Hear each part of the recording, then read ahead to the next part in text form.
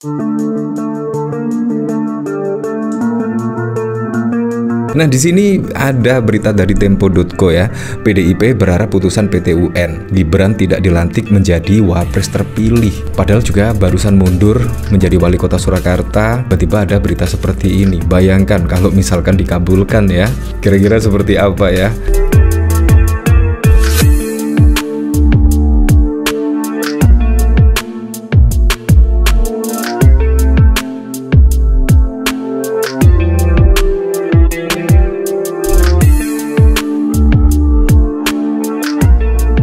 Waduh, berita di sini pasti akan membuat dakdikduk Gibran Rakabuming Raka ya. Karena apa? Karena Gibran juga barusan saja mundur dari wali kota Surakarta. Tiba-tiba masih ada kejutan lagi. Nah, di sini ada berita dari Tempo.co ya. PDIP berharap putusan PT UN Gibran tidak dilantik menjadi wapres terpilih. Padahal juga barusan mundur menjadi wali kota Surakarta. Tiba-tiba ada berita seperti ini. Bayangkan kalau misalkan dikabulkan ya. Kira-kira seperti apa ya? Nah, memang sih menurut saya sangat susah sekali untuk dikabulkannya. Gibran tidak dilantik menjadi wapres terpilih karena juga sudah terbukti pada waktu di Mahkamah Konstitusi ya. Di Mahkamah Konstitusi juga setidaknya tidak dikabulkan lah gugatan 01 dan juga dari 03. Nah, di sini pun tidak tinggal diam, tetap saja bahkan juga berharap PT UN bisa mengabulkan gugatan dari PDIP terkait Gibran tidak dilantik menjadi wapres. Karena apa? Ya, karena putusan MK yang pada waktu lalu cacat kode etik dan bahkan juga Ketua MK Anwar Usman yang memutuskan usia minimum capres dan cawapres bisa di bawah 40 tahun dengan persyaratan pernah menjadi kepala daerah. Di situ cacat etika dan lain sebagainya. Akhirnya juga tetap diteruskan setelah putusan MK pada waktu lalu, yaitu DPT UN. Ya, menurut saya sangat sulit sekali ya, yaitu dari gugatan di sini Gibran tidak dilantik menjadi wapres terpilih. Dan dari sini saya juga penasaran kira-kira seperti apa beritanya dari Tempo.co. Tim kuasa hukum Partai Demokrasi Indonesia Perjuangan berharap Pengadilan Tata Usaha Negara dalam putusannya nanti adalah tidak melantik Gibran sebagai wakil presiden terpilih pada 20 Oktober mendatang. Ketua tim kuasa hukum PDI Perjuangan Gayus Lumbun menyatakan yakin PT UN Jakarta berwenang mengadili gugatan terhadap Komisi Pemilihan Umum KPU sehubungan perbuatan melawan hukum pada konsultasi pemilihan Presiden Pilpres 2024. Bagi kami, Gibran yang seharusnya tidak bisa dilantik karena dianggap bermasalah, ujar Gayus seusai sidang di PT UN pada 18 Juli. Gayus menegaskan gugatan yang terregister dengan nomor perkara 113 GTF 2024 PT UN JKT ini berbeda dengan gugatan sengketa pemilu yang ada di Mahkamah Konstitusi maupun di Badan Pengawas Pemilihan Umum Bawaslu. Dia mengatakan gugatan yang diajukan PDIP adalah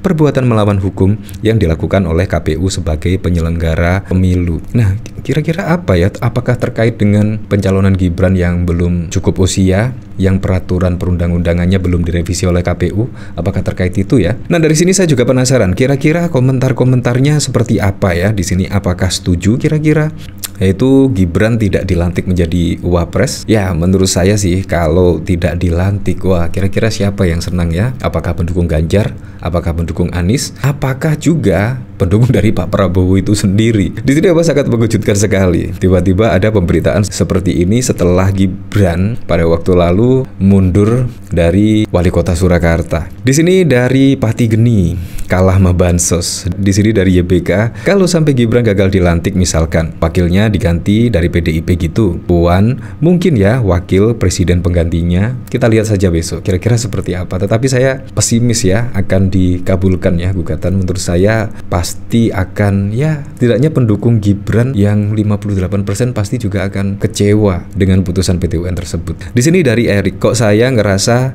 itu juga yang diam-diam diharapkan oleh pendukung PS. Wah, apakah demikian? Di sini dari Ajak, PDIP harus bertanggung jawab perjuangannya membuka jalan bagi dinasti Jokowi. Wah, beginilah kerjanya profil Wapres RI yang akan mengatur negara. Karena nggak segerbong lagi kayaknya jadi bertingkah. dan ya ikut gerbong suara masyarakat buat ambil hati. Nanti kalau balik lagi jadi partai penguasa, eksekutif, yudikatif, legislatifnya bakal balik ke setelan pabrik ya, seperti itulah. Bahkan di sini ada pemberitaan, wah Gibran terancam tak dilantik sebagai wapres jika putusan PT UN kabulkan gugatan PDIP. Jadi memang masih harap-harap cemas ya pada perjalanan 20 Oktober mendatang yang akan dilantik lah Gibran dan juga Pak Prabowo Subianto. Di sini masih ada gugatan dari PT UN. Ya, walaupun menurut saya hanya sepersekian persen saja ya gugatan dikabulkan. Menurut saya ya harap-harap cemas, bahkan juga bikin kepanikan kalau menurut saya. Di sini dari Demokrasi News. Nah, saya penasaran juga komentarnya seperti apa di sini.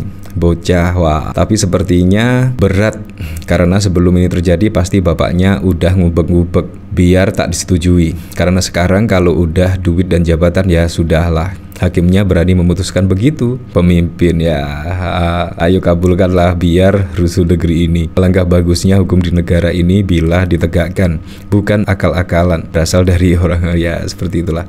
Bambang Susilo tidak mungkin PT UN mengabulkan karena ini pilihan rakyat 57% dari 279 juta. Kalau tidak salah sih pemilihnya itu sekitar di bawah 200 juta ya.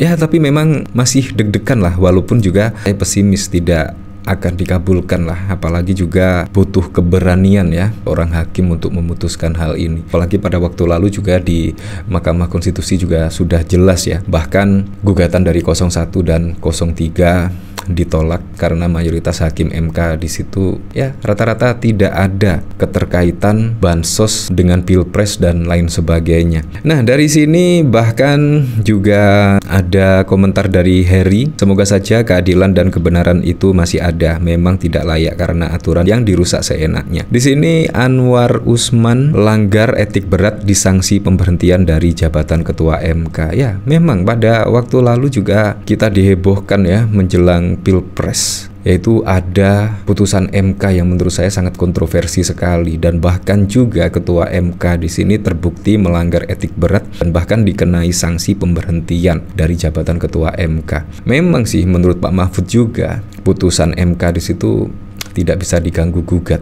Dan selebihnya ya di sini ada gugatan lagi dari KPU di PT UN oleh PDIP. Di sini bahkan ada juga pemberitaan MA ubah syarat umur calon kepala daerah, Kaisang bisa maju Pilkada 2024. Memang sangat wow sekali lah pada Pilpres pada waktu lalu dan juga menjelang Pilkada. Tiba-tiba ada putusan MA yang mengubah syarat umur menjadi calon kepala daerah, yaitu minimal 30 tahun pada saat dilantik.